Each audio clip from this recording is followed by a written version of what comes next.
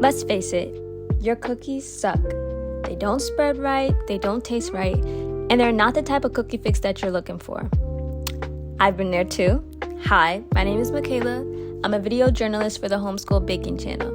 I spent the last 2 weeks researching, planning, and perfecting mistakes that are most commonly made while making cookies in order to help you ace your next cookie batch. Let's get into it.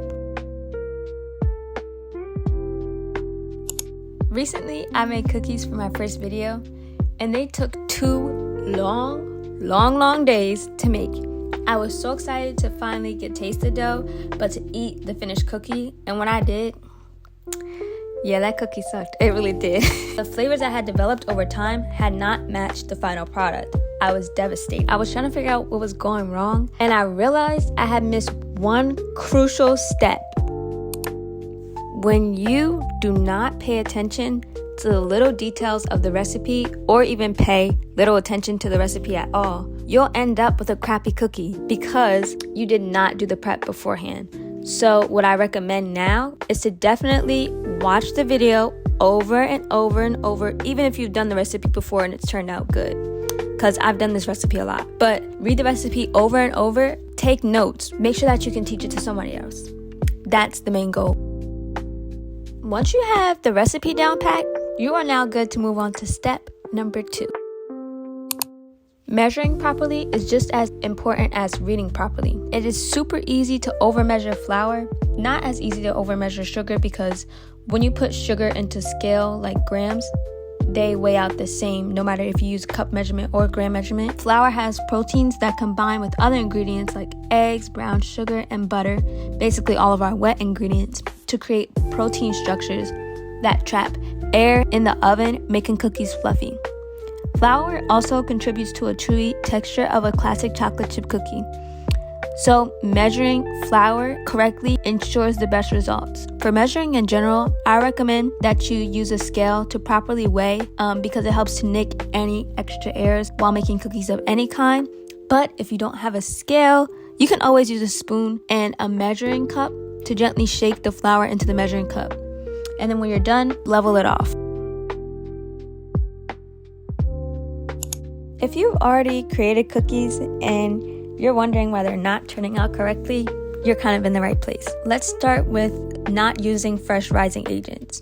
If you use baking soda and baking powder past its expiration date, your cookies may not turn out well. These ingredients help the cookies to rise when you bake them. Double acting baking soda or baking powder makes the cookies rise twice, first in the oven and then again as they cool.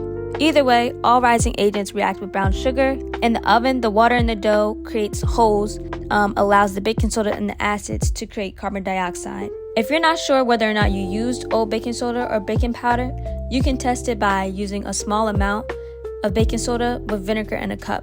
Baking soda is a base, which means it has a high pH level, a pH level of 8.3 exactly. Anything below 7 is an acid, and anything above 7 is a base. So baking soda needs acid to create a reaction. When you combine them, they create bubbles that show whether or not the baking soda is still good. Now let's talk flour. When you make cookies, it's really important to use the right amount of flour. If you don't use enough flour, your cookies will be flat and crunchy with tiny air bubbles on top. That's what happened to me last time. They don't taste very good. But if you use too much flour, your cookies will be really heavy and dry. Sometimes it needs more water or milk to get sticky and soft again. If we add too many wet ingredients like eggs or butter, it can become too runny. You can fix this by adding a little bit more flour. Remember, always add a little less than you think you need and follow the recipe's instructions. At the end of the 2 days, I decided to now bake off the cookies. Here's everyone's reaction, including mine. Hi. Let's bake off the cookies now. I'm excited. We're both excited. Let's bake them off. Come on. Okay, I already ate a little bit of it, but it's delicious. And I made the vanilla milk. Very good. The audio was bad here, but Judah was saying how he would make it rise more. Perfect. Remember from yesterday, it was flat, but this one's like, the chocolate is less melty and less messy. I just love the flavor. The texture is slightly soft, chewy.